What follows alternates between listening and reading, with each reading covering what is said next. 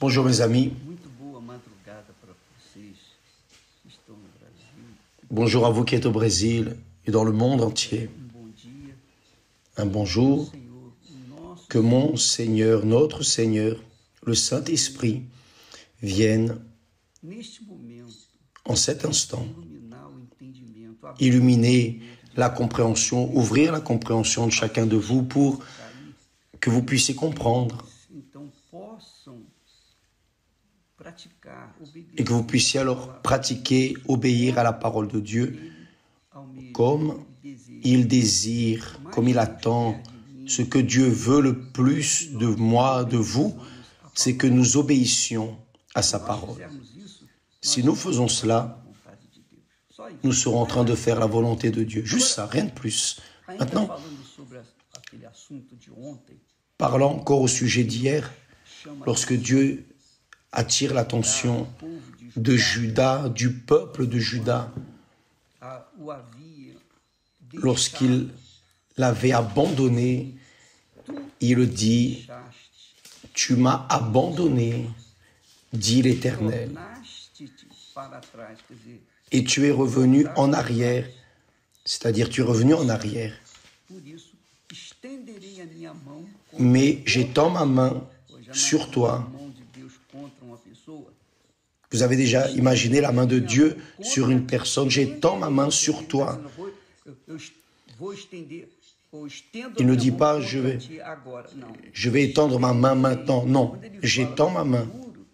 Lorsqu'il parle, lorsqu'il menace au futur, il dit oh, je vais te donner du temps de te repentir. Si tu te repens, je ne ferai pas cela. Mais si tu ne te repens pas, ça va arriver. J'étends ma main sur toi et je te détruis. Avez-vous déjà pensé une personne tomber dans la main de Dieu,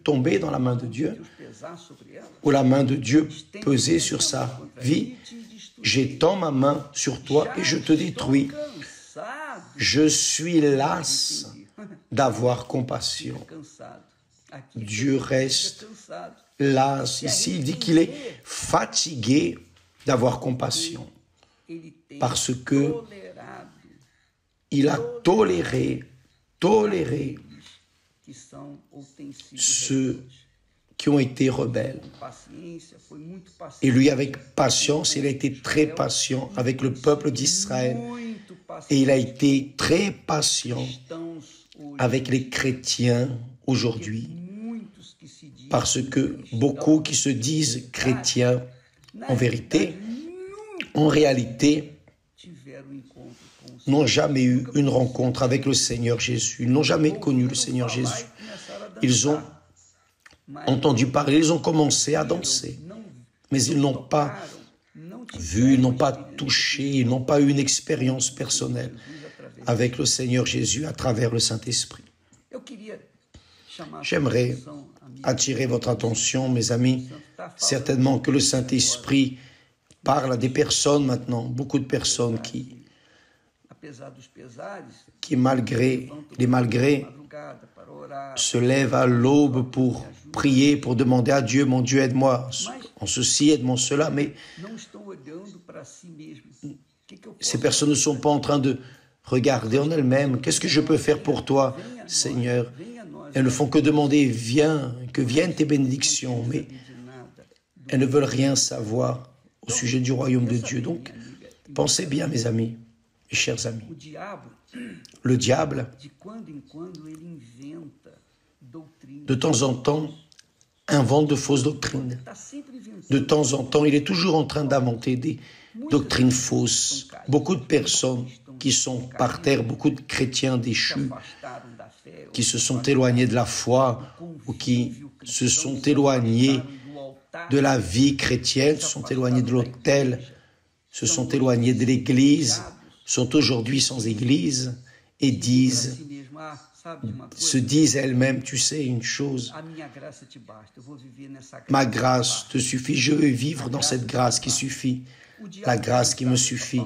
Le diable a utilisé cette parole, ma grâce te suffit, pour consoler ceux qui sont en dehors de l'autel, qui sont perdus, qui sont sans église. Ah non, ma grâce te suffit. Donc la personne porte en elle-même cette parole, ah, ma grâce te suffit. La grâce de Dieu me suffit. Sauf que ces personnes n'ont pas l'idée de ce que veut dire cela. Pourquoi Dieu a-t-il dit, ma grâce te suffit, et à qui Dieu a dit, ma grâce te suffit? Et j'aimerais éclaircir cela pour vous, vous qui êtes en train de chercher une réponse divine. Voyez bien, la Bible dit que l'apôtre Paul, voyez bien, l'apôtre Paul, là, en 2 Corinthiens, au chapitre 12, vous allez voir que Paul dit ainsi. Et pour que je ne sois pas enflé d'orgueil à cause de l'excellence de ces révélations, il m'a été mis une écharde dans la chair. Il m'a été mis une écharde dans la chair. Un ange de Satan pour me souffleter et m'empêcher de m'enorgueillir. C'est-à-dire, vous savez que Paul a été l'un des plus illuminés, l'un des plus révélés, si on peut parler ainsi, parmi les apôtres. Il est arrivé au point, il dit, il ne dit pas que c'est lui, mais nous savons que c'est lui.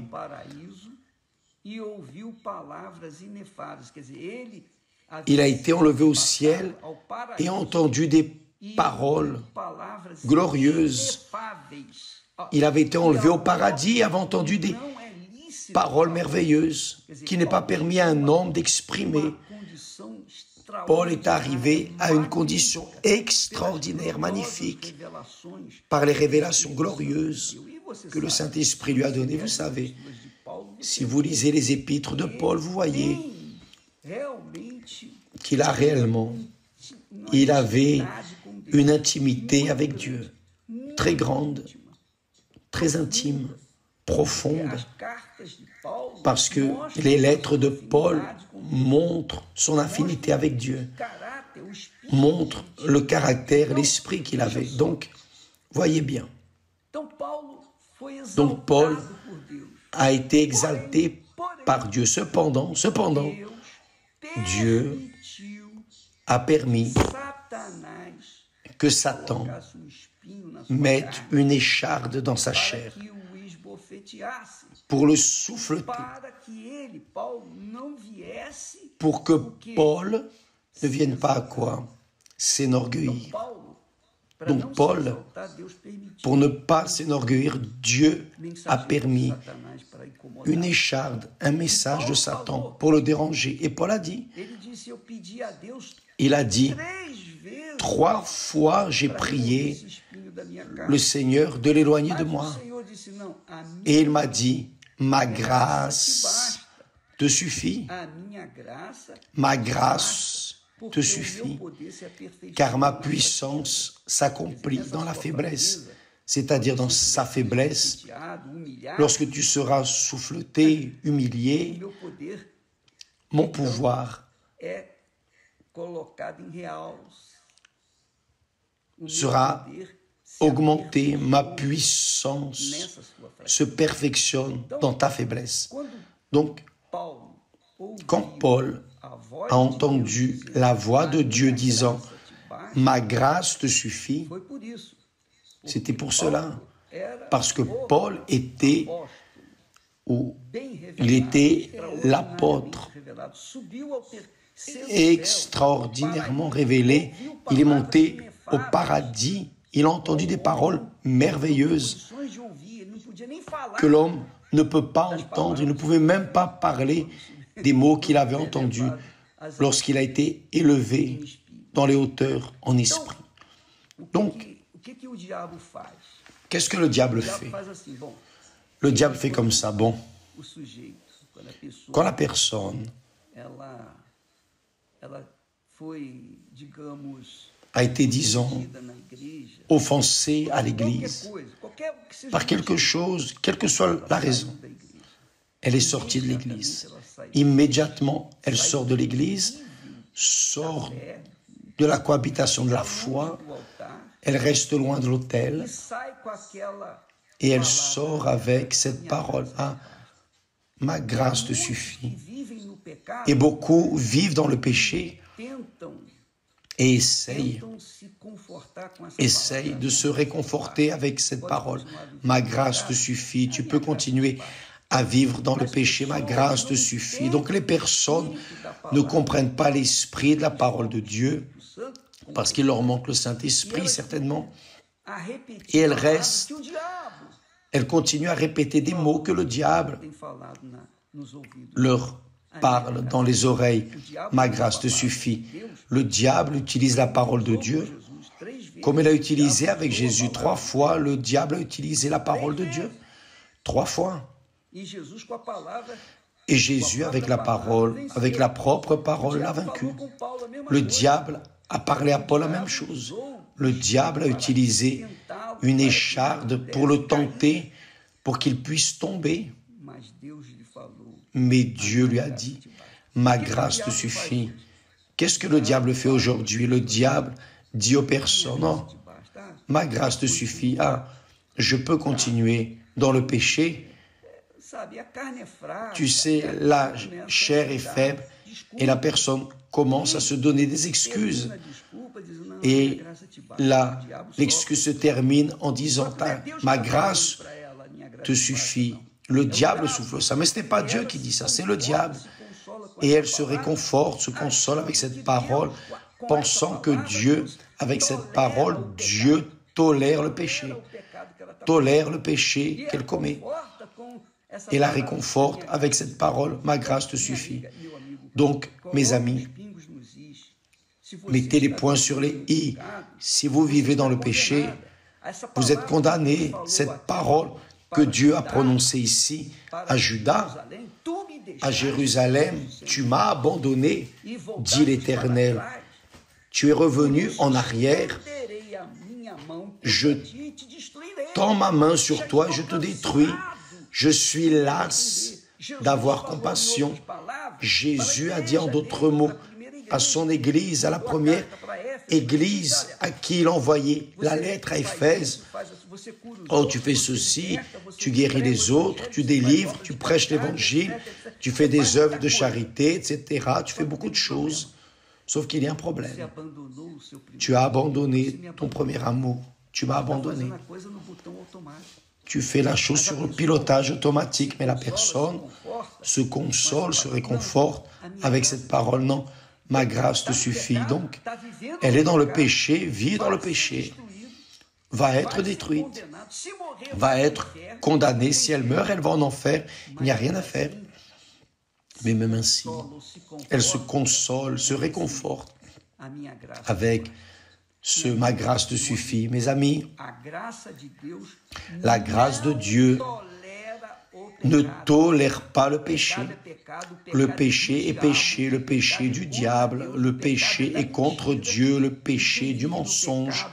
Et quiconque vit dans le péché est esclave du péché, serviteur du péché. Le péché mène les personnes à l'enfer. Mais Dieu, dans sa miséricorde infinie, étend sa main, parlant, orientant, essayant d'ouvrir les yeux et les oreilles des personnes avec sa parole, comme maintenant, cet instant, nous parlons. Je ne suis pas ici pour plaire à A, B ou C, et l'Église universelle du royaume de Dieu n'est pas un club religieux, non. Si vous voulez rester, vous restez. Si vous voulez sortir, vous sortez. C'est votre problème, c'est vous et Dieu, Dieu et vous. Notre mission, c'est de prêcher, répandre, semer la parole de Dieu, la parole qui sauve, parce que la parole contrarie le mensonge. Quiconque vit dans la vérité se soutiendra par la vérité. Qui vit du mensonge vivra dans la disgrâce par le mensonge. C'est la réalité. Le péché est une injustice. Qui vit dans l'injustice va en enfer s'il ne trouve pas, s'il ne se repent pas, s'il ne meurt pas pour ce monde, pour vivre seulement pour le Seigneur Jésus, parce que La vérité, c'est Dieu, c'est le Seigneur Jésus, il est la vérité. Et quand la personne vit dans la vérité, sa conscience est pure, transparente. Elle n'a pas peur d'affronter les luttes, les défis, les problèmes, bien au contraire. Quand elle trouve un problème, une difficulté, une affliction, une tribulation, des luttes, elle sait, elle a la conscience que ces luttes, une fois vaincues, glorifient Dieu. C'est le bon parfum du Seigneur Jésus. Nous allons parler de ça un autre jour. Mais maintenant, d'ailleurs, ce mercredi, demain, nous serons en train de traiter de ce sujet au Brésil, dans le monde entier, nous parlerons du parfum du Seigneur Jésus. Qu'est-ce qu'être le bon parfum de Christ? Être le bon parfum de Christ, ce n'est pas être une personne pour qui tout va bien. Non.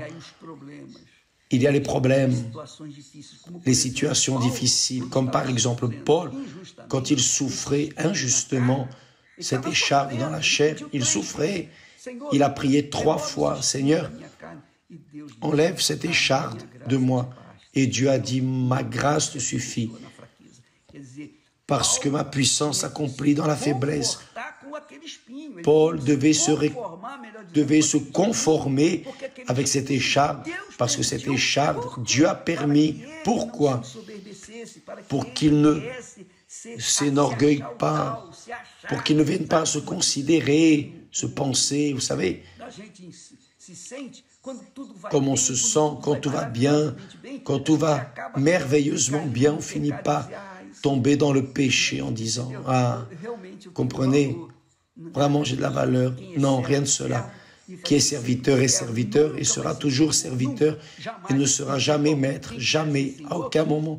Qui veut être Seigneur, c'est parce qu'il ne veut pas ou parce qu'il veut laisser d'être serviteur, il veut profiter de la vie, profiter du bien-être. Mais quand la personne, et disons, quand elle passe par les déserts, passe par les tribulations, Jésus a été mené par le propre Saint-Esprit au désert pour être tenté, pour apprendre des choses qu'il a vécues. Donc Dieu permet cela pour nous, pour que nous ne venions pas à nous énorgueillir, nous élever, « Ah, j'ai fait ceci, je fais cela », non. Donc Paul a été averti, il était averti avec cette écharpe qui lui disait, « Oh, ça, c'est pour que tu ne penses jamais que tu es Dieu, tu es homme, tu es chair, tu es un vase d'argile. » Donc, mes amis, je ne sais pas si je me suis fait comprendre, mais le Saint-Esprit, certainement, va vous parler, va illuminer votre compréhension. Je suis sûr de ça, j'ai la conviction qu'il parle à beaucoup de personnes pour ouvrir vos yeux, vos oreilles, pour comprendre que cette chose de ma grâce te suffit. C'est une conversation fausse. Ce n'est dit qu'à ceux que Dieu utilise de manière glorieuse et qui souffrent des afflictions, qui sont en train d'être torturés par des échardes dans la chair, qui souffrent, gémissent. Alors Dieu permet cette écharde pour que la personne ne vienne pas à s'enorgueillir, pour que la personne ne pense pas qu'elle est quelque chose. Comprenez-vous, mes chers amis? Donc cette chose de dire « Ah, ma grâce te suffit », ce n'est pas Dieu qui dit « Oh, je tolère tes faiblesses, tes péchés, tes petits péchés, tes grands péchés ». Non, il continue à dire « Tu m'as abandonné, Judas, tu m'as abandonné, Jérusalem, tu m'as abandonné, Église d'Éphèse, reviens, repens-toi, sinon je vais éloigner ton chandelier. » Comprenez-vous? J'espère que cela vous a fait comprendre et que vous veniez vous réveiller, parce que le salut de l'âme, mes amis, le salut de l'âme est la chose la plus difficile qui existe sur la face de la terre. Il n'y a rien de plus difficile, il est plus facile de gagner à toutes les loteries du monde entier, seul, que conquérir le salut éternel. Jésus dit, beaucoup sont appelés et peu sont élus. Et pour que vous soyez élus, vous devez mettre votre tête dans la parole de Dieu, votre bon sens dans la parole de Dieu, ne pas utiliser la foi émotive pour essayer de tolérer ou d'accepter le péché comme une chose. Oh, la grâce de Dieu finalement va me sauver à la fin. Non, il dit ici, tu m'as abandonné, dit l'Éternel, tu es retourné en arrière, mais j'étends ma main sur toi et je te détruis. Je suis las d'avoir compassion.